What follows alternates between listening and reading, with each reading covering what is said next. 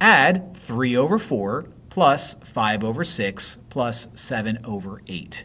When adding fractions, you need to make sure that the denominators are the same. Well, they're not. They're not even close. So in order to make them the same, we need to find the least common denominator. And with three numbers like this that are tricky, there's nothing wrong with going off to the side and doing the old-fashioned way of finding the least common denominator. What's that? You list out a bunch of multiples for each, and the first number that appears in all three lists is going to be your least common denominator. So multiples of 4 are 4, 8, 12, 16, 20, 24, and we'll stop right there. We'll take a little break. 6 is going to be 6, 12, 18, 24, 30, and we'll take a little break there.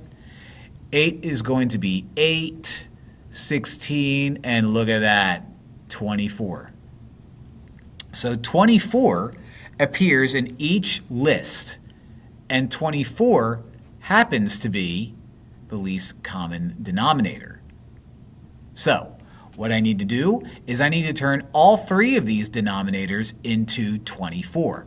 How can I turn 4 into 24? Multiply 6. Whatever you do to the denominator, you do to the numerator as well. How do I turn 6 into 24? Multiply by 4.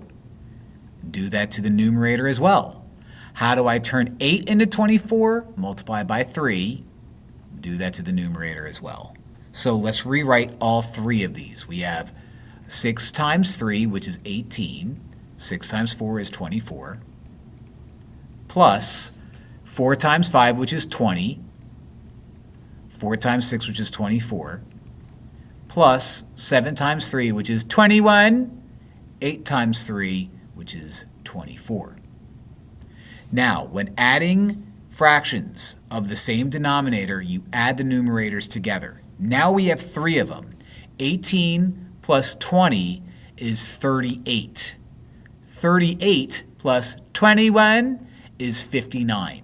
So we end up with 59 in our numerator. When adding fractions of the same denominator, keep the denominator the way it is. Now 59 is much bigger than 28. So this is going to be an improper fraction. So I'm going to go over and do long division to turn it into a mixed number. How many times does 28 go into 59? Well, 2 whole times, because 2 times 24 is going to be 48. Now we subtract. 9 minus 8 is 1. 5 minus 4 is 1. So our remainder is 11. Now, how do I turn all of this into a mixed number? Well, the quotient that you get here is going to be the whole number that lives in front of our fraction. The remainder of 11 is our new numerator. And the original 24 that was the denominator stays the denominator. So after all of this, we get 2 and 11 24ths.